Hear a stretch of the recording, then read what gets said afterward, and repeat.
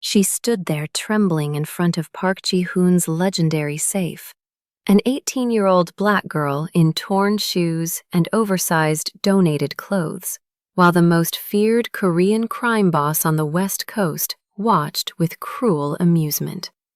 His penthouse gleamed with stolen art worth millions.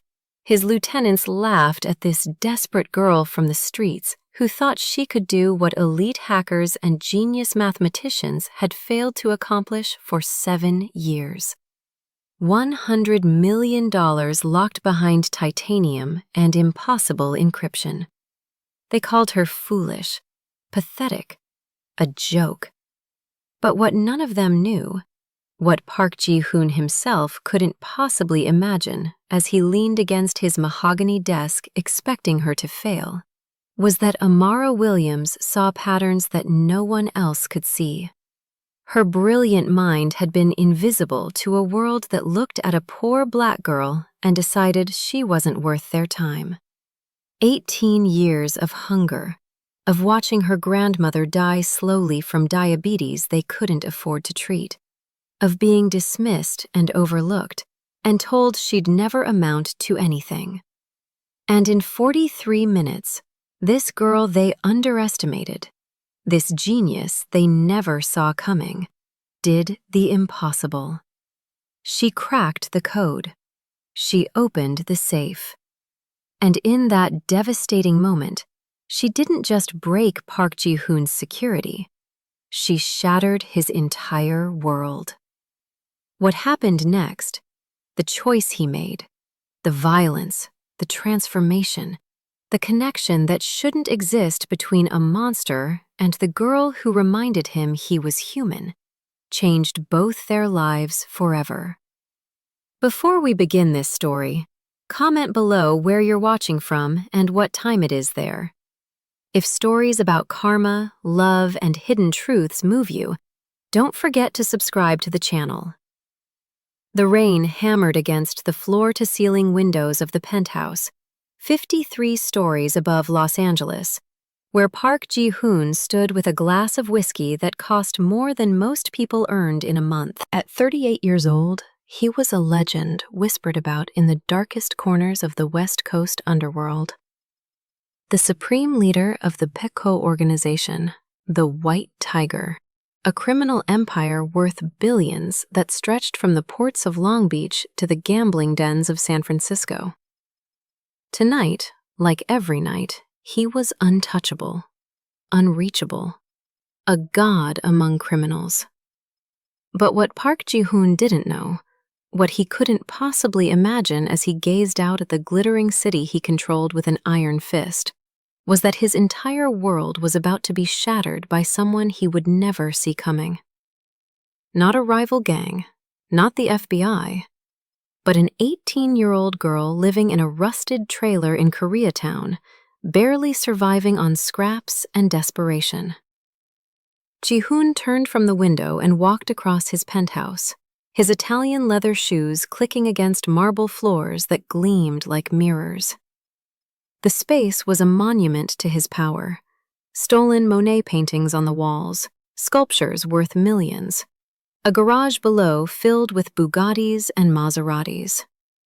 And there, in the center of his private office, stood the crown jewel of his empire, the safe. It wasn't just any safe. It was a masterpiece of German engineering, a titanium cylinder 2 meters tall, surrounded by digital panels that pulsed with encrypted codes. Inside sat $100 million in clean, untraceable cash, along with documents that could destroy governors, judges, cartel leaders, and rival crime bosses across 3 continents. For 7 years, Park Ji-hoon had used this safe as a psychological weapon, throwing down the challenge to anyone who dared question his supremacy. "Open my safe, take the money," he would say with that dangerous smile, the one that preceded violence. Dozens had tried. Elite hackers brought in from Moscow and Beijing, professional safecrackers who had cracked bank vaults, mathematicians hired in secret, working for months on the encryption. All had failed. The safe had become myth, symbol, proof of Park Ji-hoon's untouchable genius. Tonight, he was meeting with Dritten, a colonel from the Albanian Mafia, to negotiate distribution routes through the port of Oakland. The meeting was tense from the start. Dritten arrived drunk, aggressive, accompanied by 3 bodyguards who looked ready to start shooting at the slightest provocation.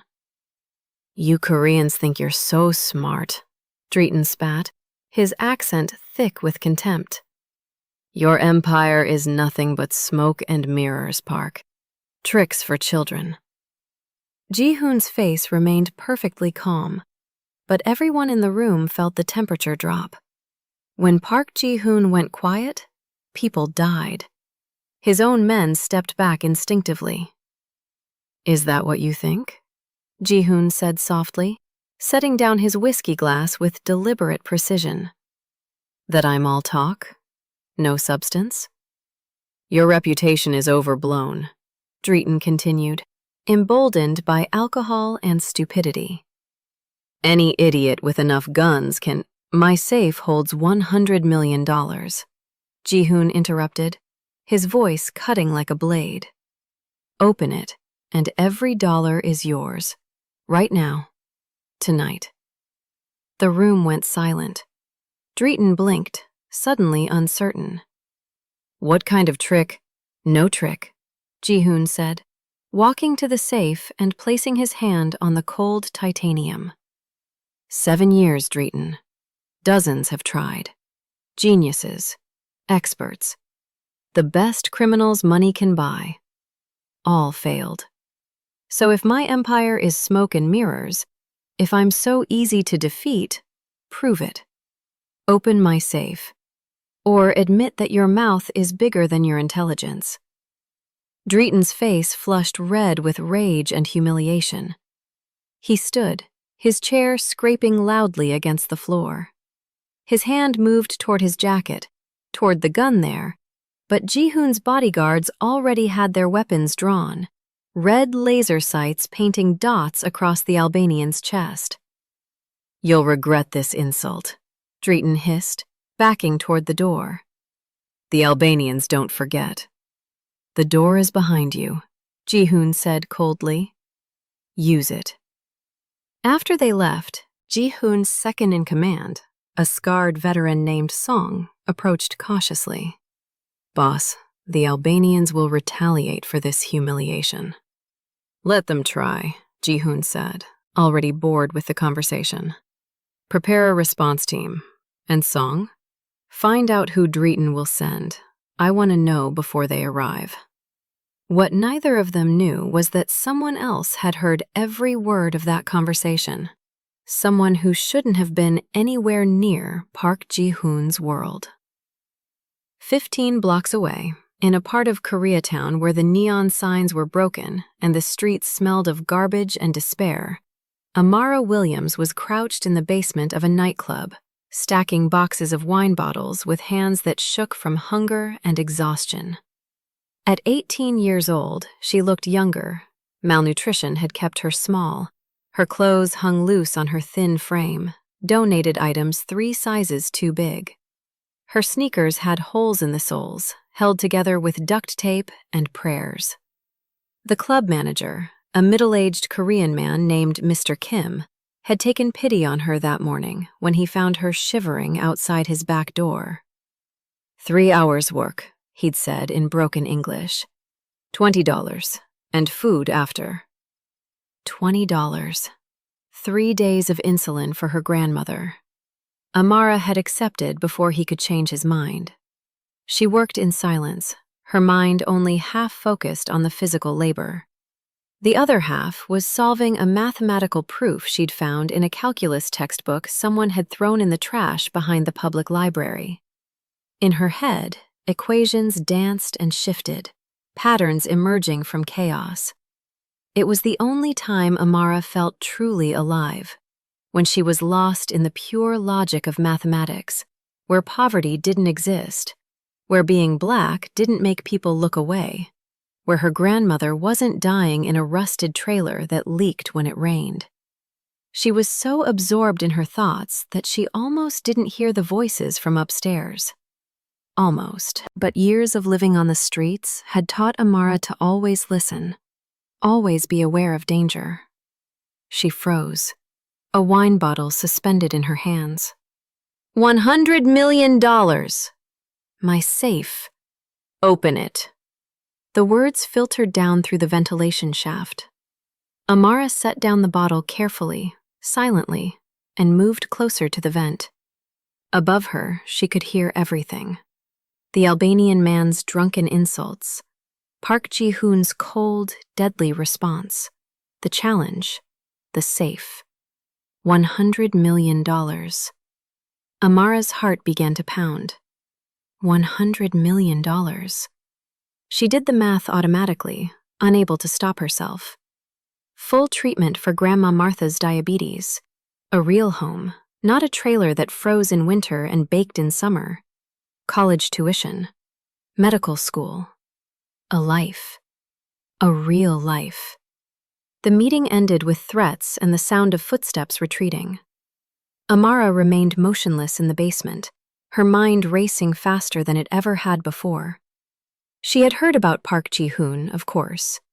Everyone in Koreatown knew about the White Tiger, the most dangerous man on the West Coast. A criminal who made other criminals look like amateurs. But Amara Williams had never been afraid of impossible challenges.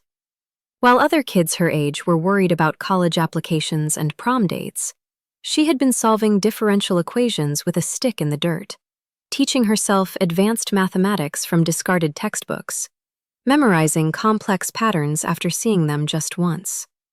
Her mind worked differently than other people's. Faster, deeper. She saw connections that others missed, patterns in chaos, logic in randomness.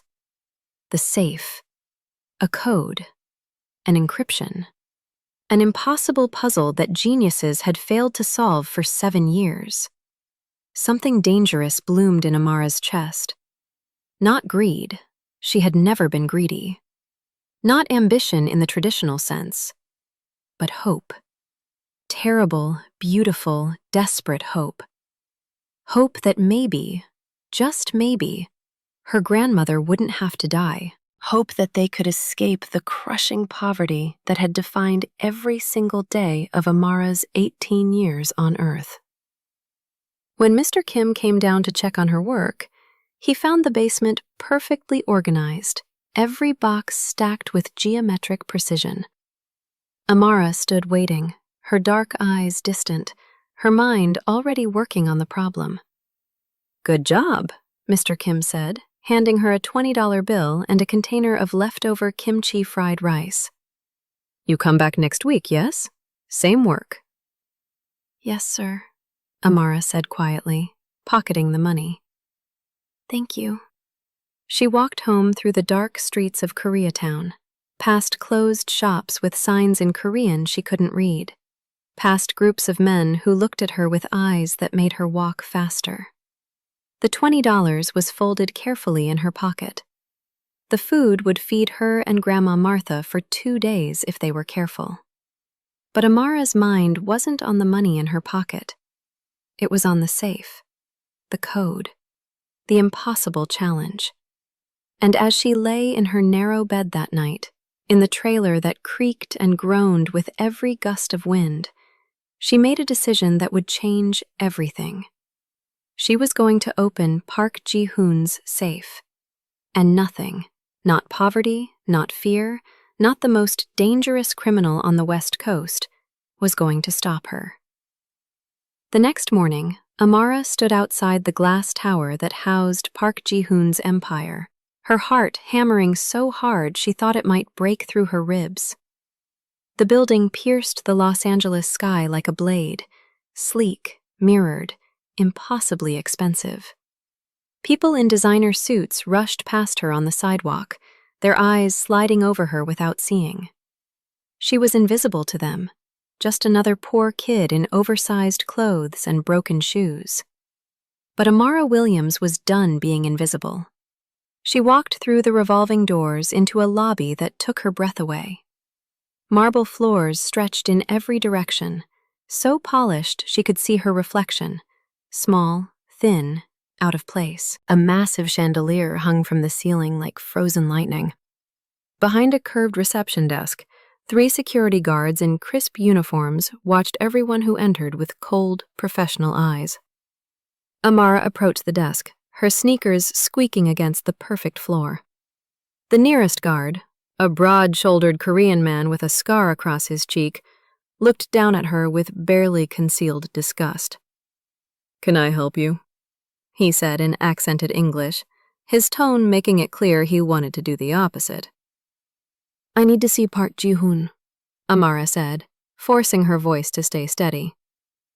The guard stared at her for 3 long seconds. Then he laughed. It wasn't a kind laugh. The other 2 guards joined in, their laughter echoing through the pristine lobby. Several people in expensive suits turned to look, their faces showing everything from amusement to contempt. "You?" the scarred guard said, still chuckling. "You want to see the boss? Little girl, do you have any idea who—" "I heard about the safe," Amara interrupted, her voice stronger now. "I want to try." The laughter died instantly. The guard's expression shifted from amusement to something dangerous. He leaned forward, his scarred face inches from hers. "How do you know about the safe?" he asked quietly, menacingly. Amara's mind raced. She couldn't tell them she'd overheard from the nightclub basement. That might get Mr. Kim in trouble, might make them think she was a spy. "Everyone in Koreatown talks about it," she said, which was partially true. "The impossible challenge. $100 million to whoever can open it." The guard studied her face, looking for deception. Then he straightened and waved his hand dismissively. "Get out. Now. Before I throw you out." "I can solve it," Amara said, standing her ground even though every instinct screamed at her to run. "Give me one chance." "Security," the guard called to his companions. "Escort her out." 2 hands grabbed Amara's arms, rough and unyielding. She was lifted off her feet and carried toward the door, her protests ignored. Outside, they dropped her on the sidewalk hard enough to scrape her palms against concrete. "Don't come back," one of the guards warned. "Next time, we won't be so gentle." Amara watched them disappear back into the building, her hands stinging, her eyes burning with frustrated tears she refused to let fall. But she didn't leave. She sat on the sidewalk across the street from the tower, watching the entrance. And when the sun set and the temperature dropped, she was still there. She came back the next day, and the day after that, and the day after that. Each time, the guards threw her out with increasing roughness and irritation. By the 5th day, they were threatening to call the police. But Amara kept returning, driven by something deeper than logic, stronger than fear. Her grandmother was dying. The insulin they could barely afford wasn't enough. Martha needed real treatment, hospital care, medications they would never be able to buy. Every day Amara didn't try was a day closer to losing the only family she had left.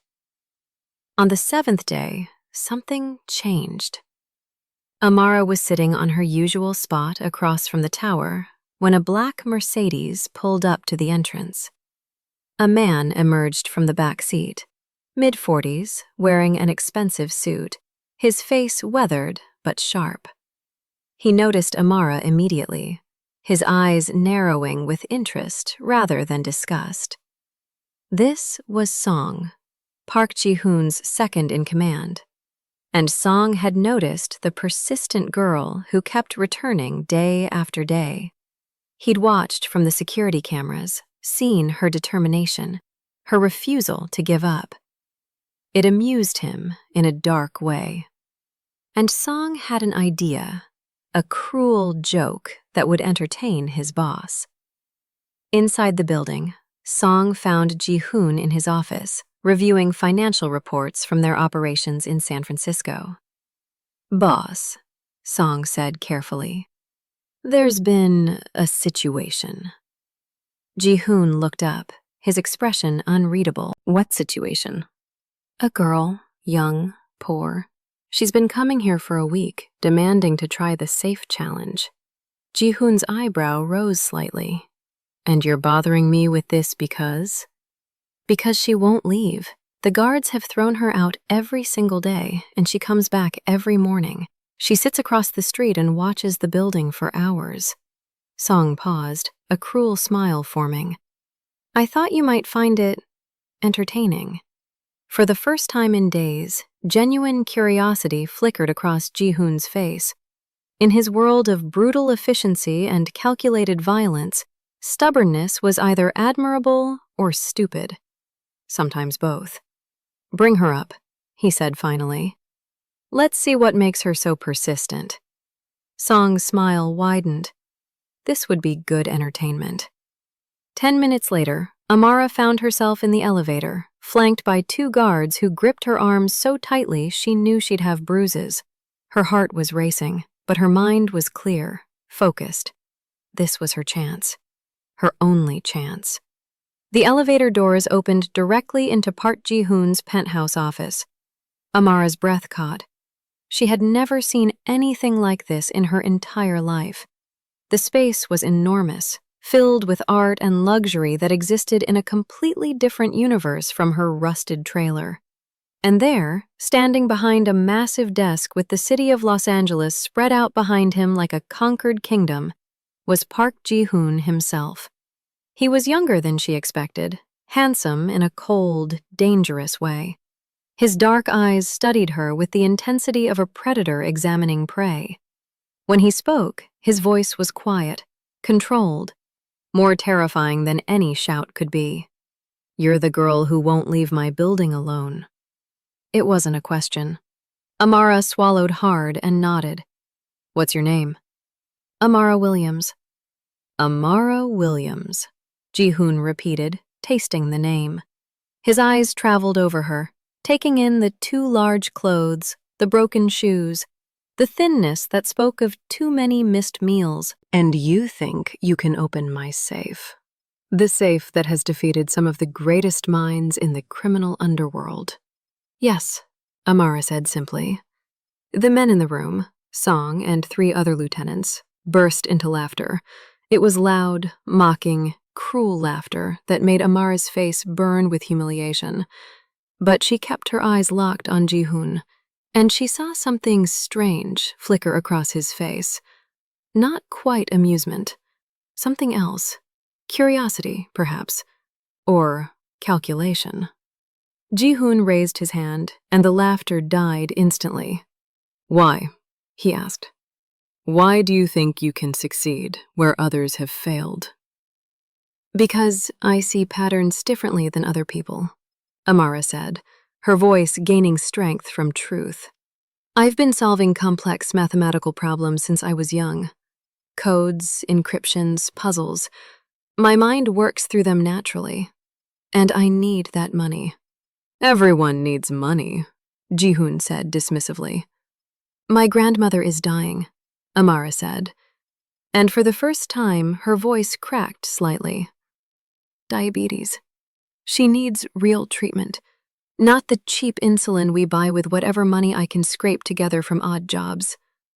She raised me alone after my parents died. She's all I have, and she's dying because we're too poor to save her." The room fell silent. Even Song's mocking smile faded slightly. Ji-hoon's expression remained unreadable, but something shifted in his eyes, something dark and old and painful. For a long moment, he said nothing. Then, inexplicably, impossibly, he smiled.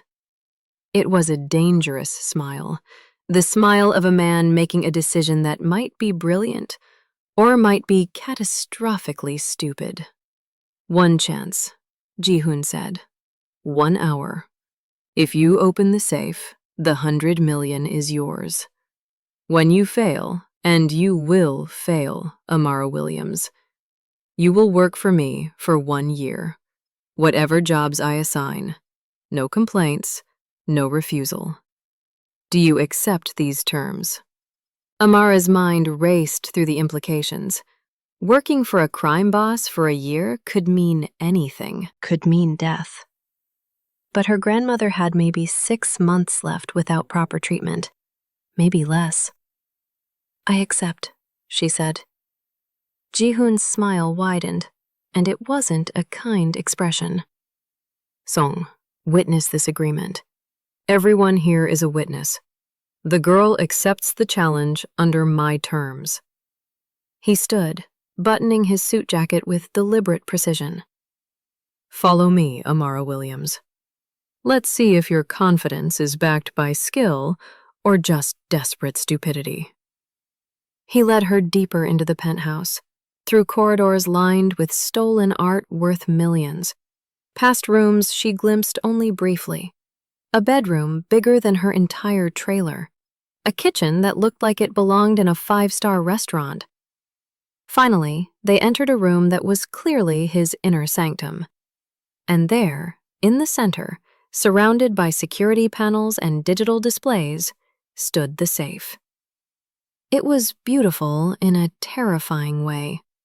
2 meters of titanium that seemed to pulse with impossible complexity. Amara approached it slowly, her hands trembling, not with fear, but with anticipation. This was it. Everything she'd dreamed about for 7 days. Everything her grandmother's life depended on. Behind her, Ji-hoon checked his watch. "Your hour begins now," he said coldly. And Amara Williams, 18 years old, poor, overlooked by a world that had never given her a chance, stepped forward to attempt the impossible. What Park Ji-hoon didn't know, what he couldn't possibly know as he watched this girl with casual cruelty and dark amusement, was that his entire world was about to change.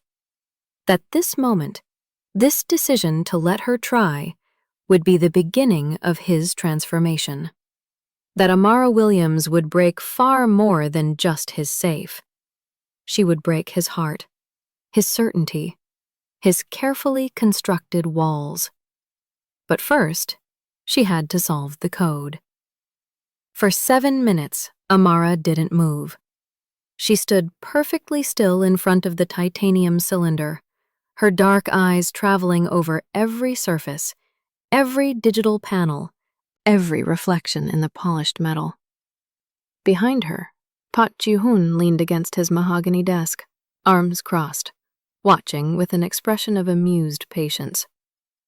Song and the other lieutenants exchanged knowing glances. This was going exactly as they expected. The poor girl was already lost, overwhelmed, defeated before she even began. But Ji-hoon noticed something the others didn't. The girl wasn't frozen with fear or confusion. She was analyzing. Her eyes moved with purpose, tracking patterns across the digital displays, studying the reflections, examining the structure itself. There was an intelligence in her gaze that made something cold touch the back of his neck. A whisper of doubt. A flicker of possibility he immediately crushed. Impossible. She was just a girl from the streets, desperate and foolish. Amara's mind was racing through calculations at speeds that would have terrified her if she'd stopped to think about it. She saw numbers everywhere, in the arrangement of the digital panels, in the spacing between security sensors, in the way the titanium surface reflected light at precise angles. Patterns emerged from chaos like constellations from a dark sky. The safe wasn't just a lock. It was a puzzle, a mathematical poem written in code and steel. Without asking permission, she reached out and grabbed a piece of paper from Ji-hoon's desk, along with an expensive fountain pen. Ji-hoon's eyebrow raised at her audacity, but he said nothing. Let her have her moment of false hope before reality crushed her. Amara began to write.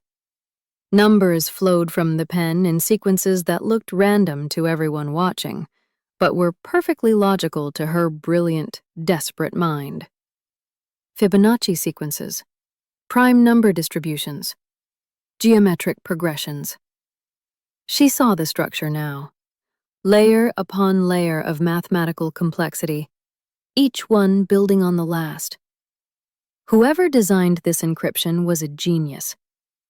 But they had made one critical mistake. They had assumed no one would see the pattern hidden in the chaos. 30 minutes, Song announced, his voice dripping with false sympathy. Halfway through your hour, girl. Giving up yet? Amara didn't respond. She didn't even acknowledge he'd spoken. Her entire universe had narrowed to the numbers, the patterns, the elegant mathematical dance that would unlock $100 million and save her grandmother's life. Her hand moved faster across the paper, filling it with equations and diagrams that grew increasingly complex. Ji-hoon pushed off from the desk and walked closer, drawn despite himself by curiosity.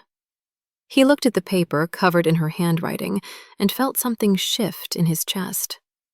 Those weren't random scribbles. Those were advanced mathematical theorems, applied cryptography, pattern recognition at a level that… No, it couldn't be.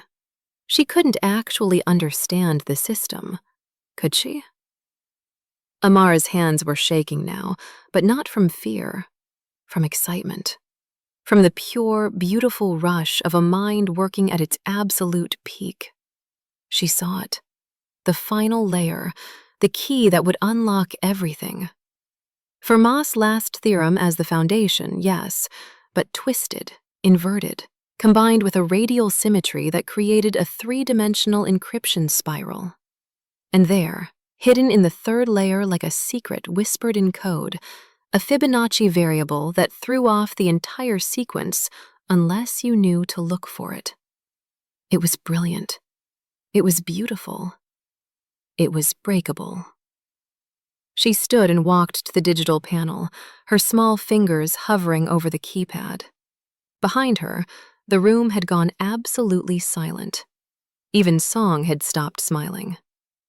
Everyone could feel it. Something was happening. Something impossible. Amara began to enter numbers. Ji-hoon's heart started to pound. He recognized those numbers. They were part of the encryption, yes, but she was entering them in a sequence he'd never seen before, a pattern that shouldn't work, that couldn't work, that… The safe made a sound. A soft, mechanical click that might as well have been thunder. Song's face went white. The other lieutenants stepped forward unconsciously, disbelief written across their features. Ji-hoon felt the floor disappear beneath his feet, felt reality tilt and shift around him. No, he whispered. That's not possible. Amara entered the final sequence, her hands steady now, her mind absolutely certain. Another click. A hiss of pressurized air releasing. The digital panels flashed green in perfect synchronization.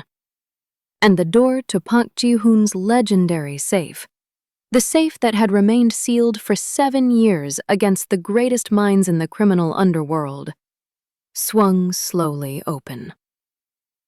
The silence in the room was absolute. Deafening. World-ending.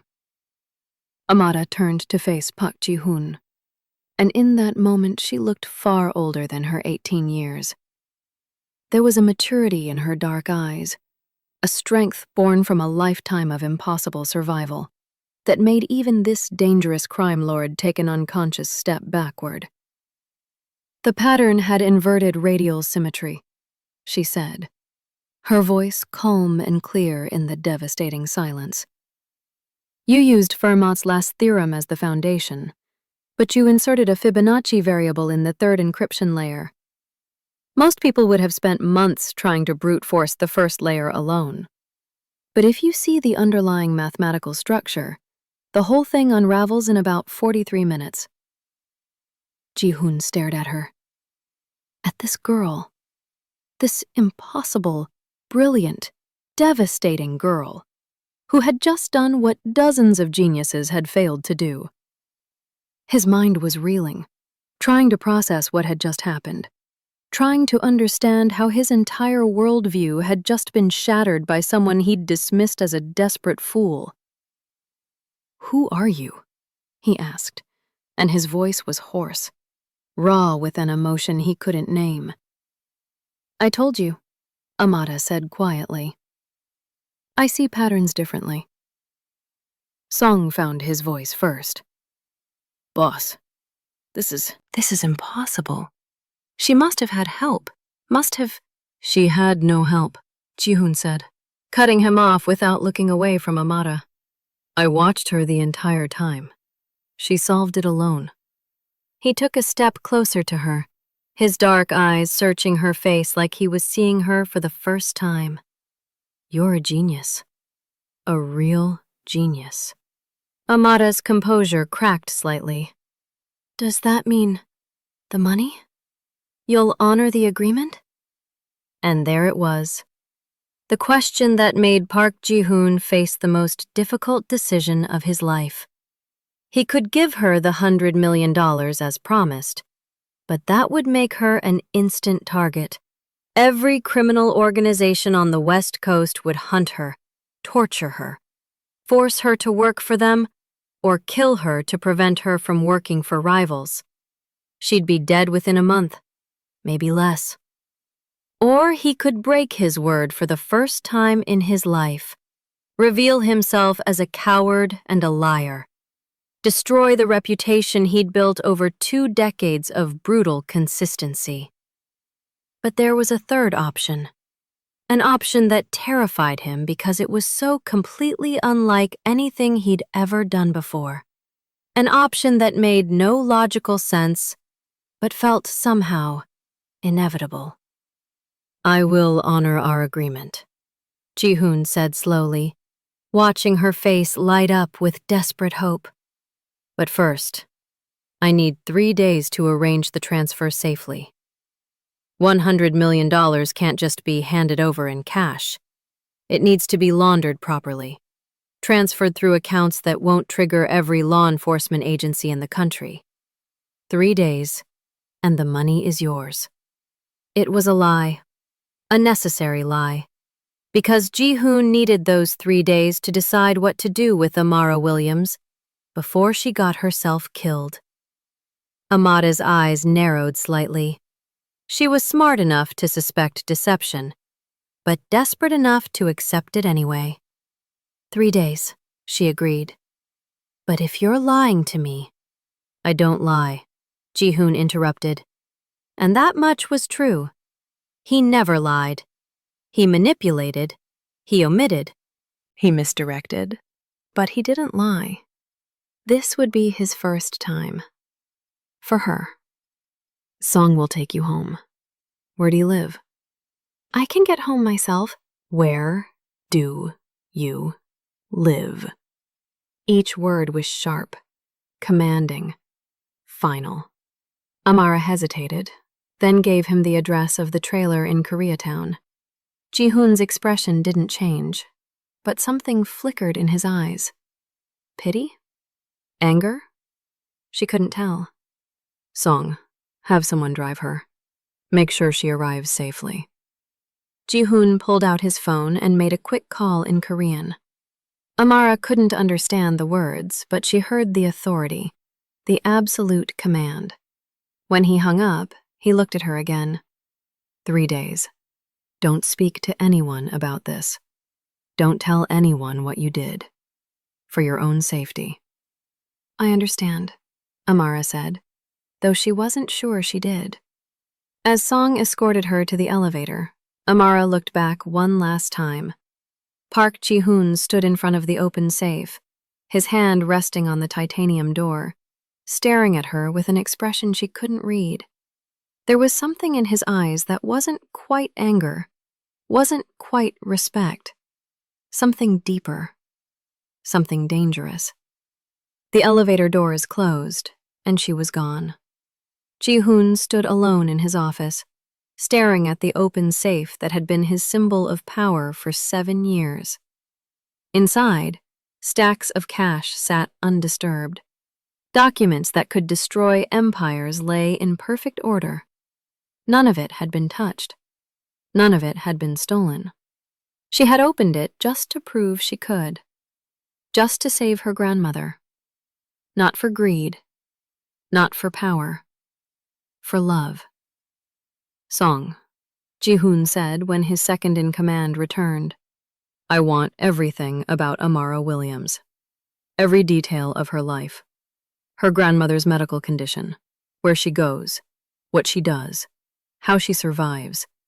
Everything. And I want it within 12 hours. Boss, are you actually going to give her the money?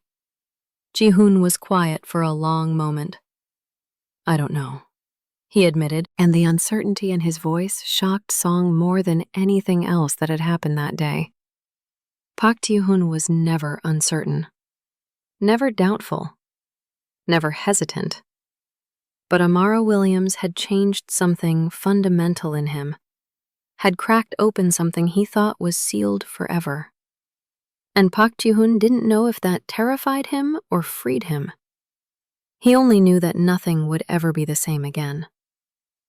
24 hours later, Park Ji-hoon sat in his office reading the most devastating document he had encountered in his 20 years in the criminal underworld.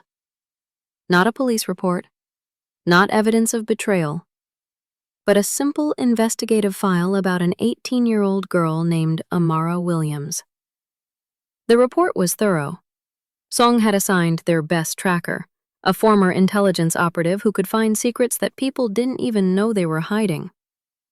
Every page made Ji-hoon's chest tighten with an emotion he hadn't felt since he was a child. An emotion he thought he'd killed years ago. Compassion. Amara Williams, born in south-central Los Angeles to parents who died in a car accident when she was 6. Raised by her maternal grandmother, Martha Williams, in conditions that the report classified as extreme poverty. They lived in an abandoned trailer in Koreatown that lacked proper heating, plumbing that worked half the time, electricity that flickered and died regularly. Amara survived by doing odd jobs, delivering flyers, washing cars, organizing storage rooms, for cash that barely covered food and her grandmother's inadequate insulin supply. But it was the school records that destroyed him. Teachers had marked her as difficult and inattentive. Guidance counselors had labeled her unmotivated and suggested vocational training instead of college. Not one single person in the American education system had recognized that this brilliant girl was bored to tears by curriculum designed for average students, that her mind operated at a level they couldn't comprehend, that she was solving advanced calculus problems with a stick in the dirt while they taught her basic algebra. The system had failed her completely, had looked at a black girl in torn shoes and oversized clothes and decided she wasn't worth their time or attention, had made her invisible. Ji-hoon set down the report with hands that trembled slightly, not from weakness, but from rage.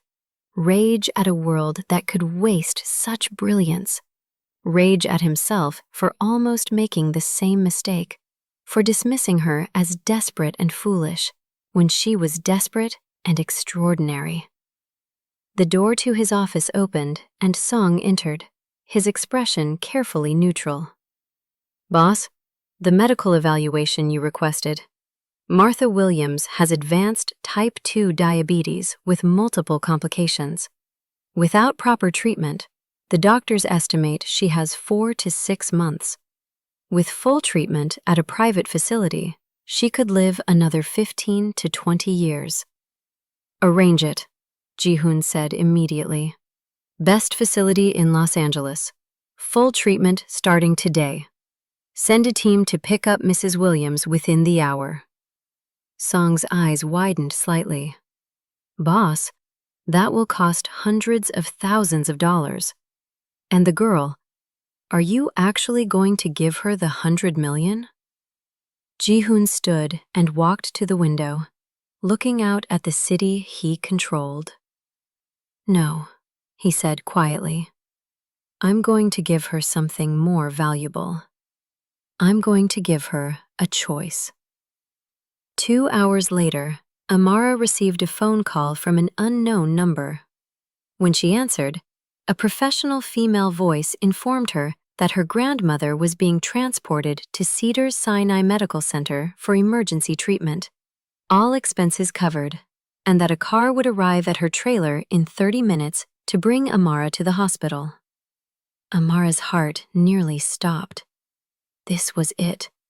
Park Ji-hoon was making his move. But was it kindness or control? Salvation or trap? She didn't know, didn't care. Her grandmother was getting real medical treatment. Whatever came after, she would handle.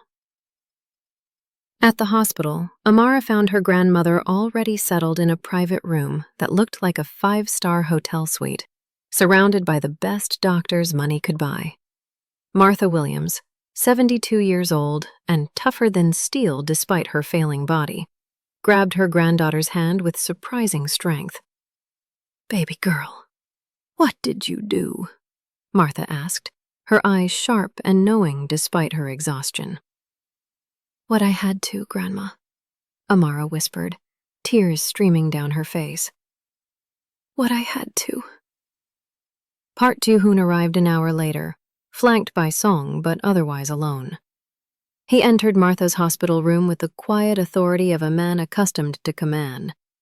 But when he looked at Amara, something in his expression was almost gentle. "Mrs. Williams," he said with a respectful bow that surprised both women. "I'm Park Ji-hoon. Your granddaughter solved an impossible problem for me. This treatment is part of her payment." Martha studied him with eyes that had seen too much of life to be fooled by pretty words. "Part of?" she asked pointedly. "I'd like to speak with Amara privately," Ji-hoon said. "With your permission." Martha looked at her granddaughter, a silent question passing between them. Amara nodded slightly. Whatever this was, she needed to face it. 5 minutes, Martha said firmly. "And the door stays open." Ji-hoon almost smiled. This woman had no power, no money, no influence, yet she commanded respect like a queen. He could see where Amara's strength came from. In the hallway outside Martha's room, Ji-hoon turned to face Amara directly. "I promised you $100 million if you opened my safe. I keep my promises. But if I give you that money, you'll be dead within a month." Amara's blood went cold. "What?" "Every criminal organization on the West Coast will hear about the genius who cracked Park Ji-hoon's legendary safe. They'll hunt you, torture you, force you to work for them, or kill you to prevent you from working for rivals.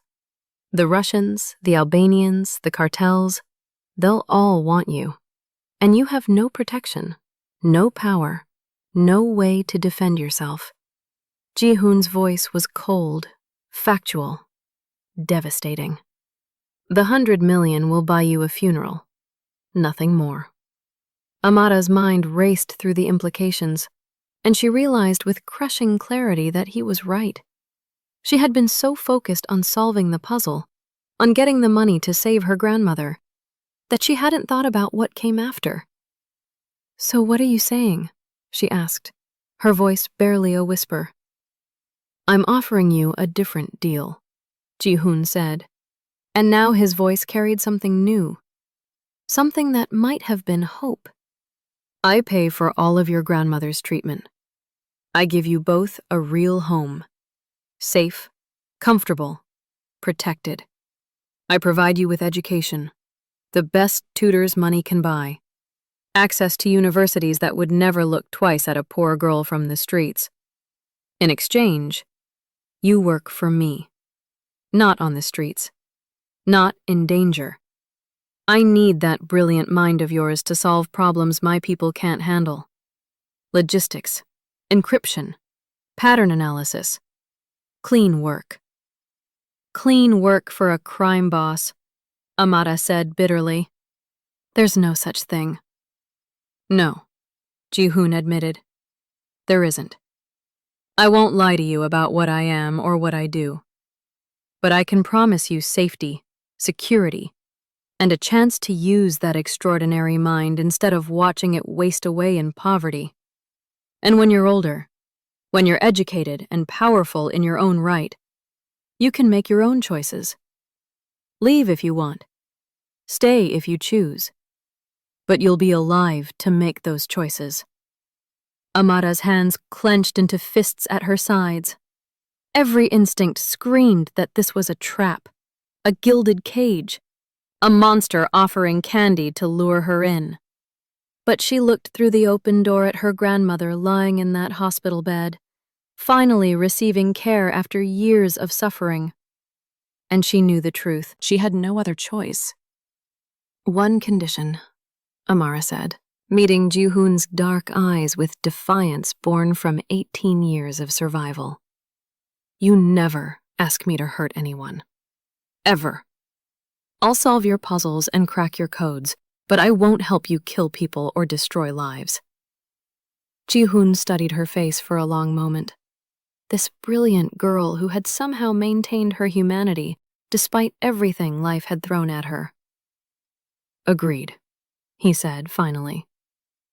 And with that single word, Amara Williams's life changed forever. The next 6 months were a whirlwind that Amara's mind could barely process. She and Martha moved into a secure apartment in a luxury building in Santa Monica. 3 bedrooms, ocean views, more space than Amara had ever imagined.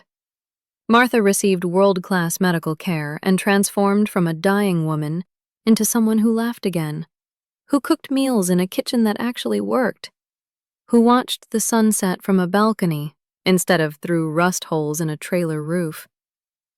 Amara received private tutors in advanced mathematics, computer science, cryptography, and languages.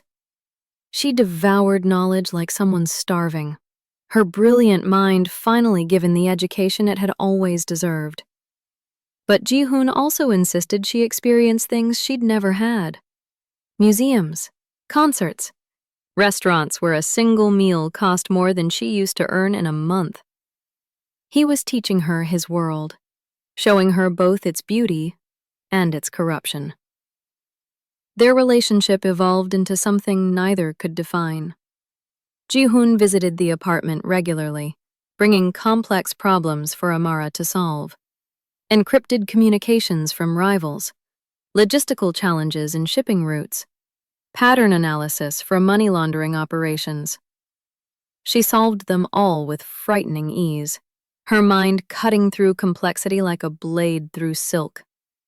But he also brought her books he thought she'd enjoy, asked about her studies, listened when she talked about mathematical theories with an intensity that made her feel, for the first time in her life, truly seen. For Ji-hoon, Amara became a mirror reflecting everything he'd lost and everything he could never be. Her innocence, her morality, her refusal to compromise her values even when it would be easier. It all reminded him of who he'd been before the criminal world had consumed him, before his own sister had died when he was young, leaving a hole in his soul that violence and power had never filled. Amara's presence in his life was uncomfortable, challenging, transformative. She made him question decisions he would have made without hesitation before, made him want to be less monstrous, even though he knew his hands would never be clean. But their fragile new world shattered when the whispers started in the underworld. Someone had heard about the girl who cracked the legendary safe. Rumors spread like poison through the criminal networks.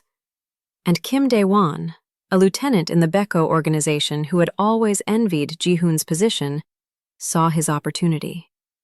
Dae-won was 42, ambitious, and bitter.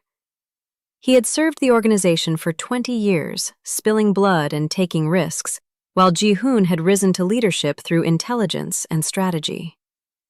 When Dae-won learned the truth about Amara, that she was just an 18-year-old girl, that Ji-hoon had given her protection and resources, that the boss was growing soft, he began to plan his move.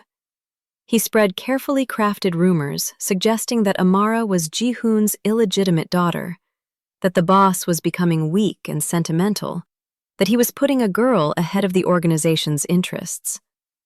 The traditionalists in the Beko organization began to murmur.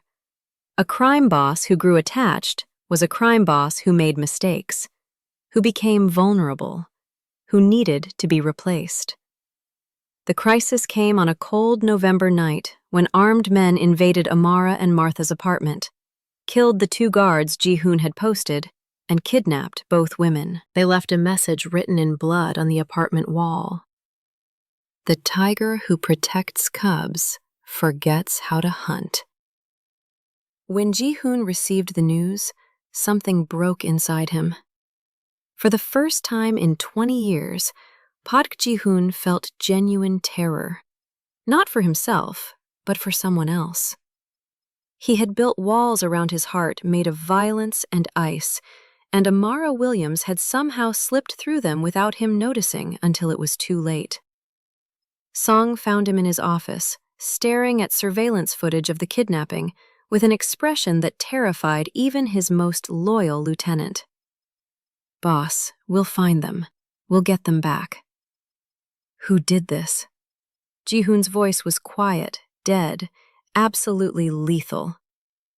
"We're investigating, but I want names in 1 hour. I want locations in 2. And I want every man we have ready to move." Ji-hoon stood, and Song took an involuntary step backward. He had seen his boss angry before, had seen him order executions with cold efficiency. But this was different. This was personal. This was rage mixed with something far more dangerous. This was love wrapped in violence. Within 90 minutes, through brutal interrogation and Song's investigative network, they had their answers. Kim Dae-won had orchestrated the kidnapping with help from a faction of Albanian criminals, still angry about the humiliation Drayton had suffered. They were holding Amara and Martha in an abandoned warehouse near the port of Long Beach, planning to force Amara to work for their operations and simultaneously expose Ji-hoon as weak to the entire organization. Ji-hoon assembled 15 of his most loyal and lethal operatives. He didn't give a speech, didn't explain strategy, just said 4 words that made every man check their weapons with grim determination. "We bring them home." The assault on the warehouse was brutal and efficient. Ji-hoon led from the front, moving through the building with a combination of tactical precision and savage fury that left 11 men dead in under 8 minutes. He took 2 bullets, one that grazed his shoulder, another that lodged in his side. But he didn't stop, didn't slow, because somewhere in this building was the girl who had cracked open his heart and reminded him what it meant to be human. He found them in a storage container. Amara curled protectively around her grandmother, both terrified but unharmed. When Amara saw Ji-hoon, covered in blood, both his own and others, she didn't scream. She didn't cry. She just whispered his name like a prayer. "You came." "Always," Ji-hoon said, and meant it with every fiber of his being. But Kim Dae-won wasn't finished. He appeared from the shadows, gun aimed at Amara's head, his face twisted with desperate rage. "It's over, Ji-hoon. The entire organization knows you've gone soft for this girl. You're finished." Ji-hoon could have shot him, could have killed Dae-won in a heartbeat. But the angle was wrong. Any bullet might hit Amara. So instead, Park Ji-hoon, the most feared crime boss on the West Coast, did something that shocked everyone present. He lowered his gun and knelt. "Let her go," Ji-hoon said quietly. "Kill me if you need a trophy. But she's innocent. She has nothing to do with our wars." "No!" Amara screamed. "Don't do this! Please!" Daewon laughed triumphantly and shoved Amara away, advancing toward Ji-hoon with his gun raised. "The great Park Ji-hoon, kneeling for a girl. Pathetic." But he had made a fatal mistake. He had underestimated Amara Williams, the girl who had survived 18 years on the streets, who had solved impossible codes, who had more strength in her small frame than Daewon could comprehend. She grabbed a piece of broken concrete from the floor and swung it with all her desperate strength, striking Daewon across the temple. The traitor stumbled. Ji-hoon lunged forward, reclaimed his weapon, and fired 3 times. Daewon fell dead before he hit the ground. In the ringing silence that followed, Ji-hoon and Amara stood staring at each other across the carnage. Him bleeding from 2 gunshot wounds, her shaking with adrenaline and terror. He extended his hand. She ran to him and buried her face against his chest, sobbing with relief and fear and emotions too complex to name. And Park Ji-hoon, who hadn't cried since his sister's funeral 25 years ago, felt tears streak down his face. In the months that followed, Ji-hoon faced the Baekho organization's council, 17 regional bosses demanding explanations about the girl. He expected rebellion, expected to have to kill his way to maintaining control. Instead, he made a declaration that silenced the room. Amara Williams was now under the organization's direct protection as an intellectual asset of extraordinary value. Anyone who touched her would answer to him personally. But more importantly, he announced operational changes. The organization would reduce its involvement in human trafficking, a line of business that Amara had innocently questioned as wrong. They would increase legitimate investments, begin a slow but definitive transition toward operations that didn't rely on destroying lives. The traditionalists roared their outrage. Ji-hoon crushed the dissent with surgical violence and implacable logic. The organization would be richer and more powerful by being less monstrous. And he was right. Within a year, profits increased and law enforcement attention decreased. Amara flourished in ways beautiful and strange. She continued her education through elite tutors, while Ji-hoon insisted she also have a real life, friends, experiences, the childhood she'd never had. She helped solve complex logistical problems for the organization without ever knowing the violent details, her mind a weapon Ji-hoon wielded with care. Martha, healthy and strong again, kept her granddaughter grounded, never letting her forget where they came from.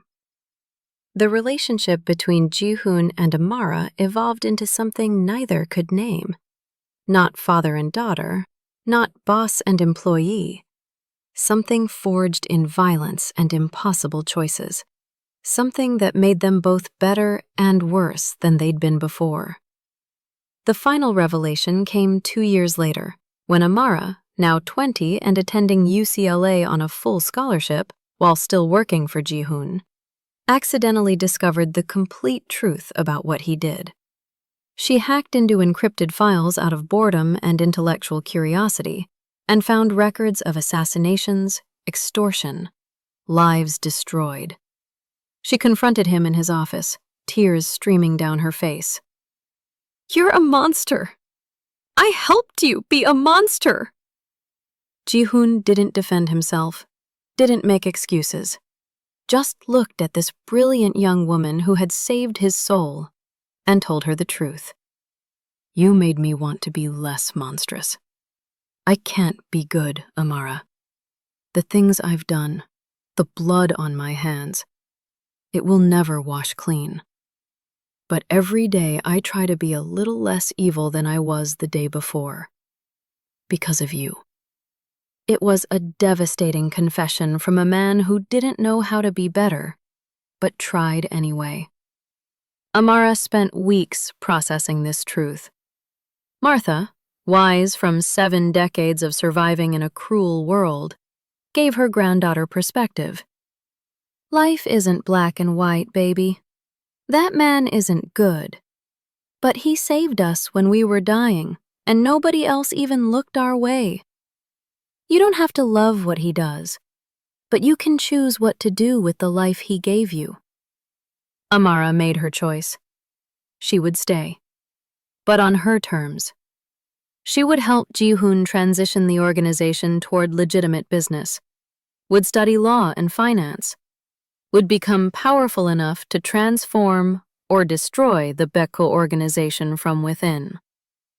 It would take years, maybe decades. But Amara Williams had learned that impossible things could be accomplished if you saw the patterns others missed. The story ends 5 years later. Amara, now 23 and brilliant beyond measure, stands in front of the rusted trailer in Koreatown where her impossible journey began. She's no longer the desperate girl in torn shoes. She's a force of nature in her own right, educated, powerful, dangerous in ways that have nothing to do with violence. She places a bronze plaque on the site, which will be transformed into a community center for gifted children from poor families, funded anonymously through one of Ji-hoon's legitimate corporations. The plaque reads simply, "For invisible girls with extraordinary minds." Because Amara Williams remembers, will always remember the poor black girl nobody saw, and the monster who chose to look, and in looking, changed them both forever. If this story moved you, pause for a moment and reflect. Have you ever been invisible to people who should have seen your worth? Have you watched someone judge you by your appearance, your background, your circumstances, while missing the brilliance you carried inside? Have you ever had to choose between surviving in a broken system or staying true to who you are? And here's the hardest question. If a monster offered you salvation when no one else would, could you accept their help without losing yourself? Share your experiences and feelings in the comments. We read every single one. And if you believe in stories about redemption, dignity, and the power of being truly seen, don't forget to subscribe to the channel.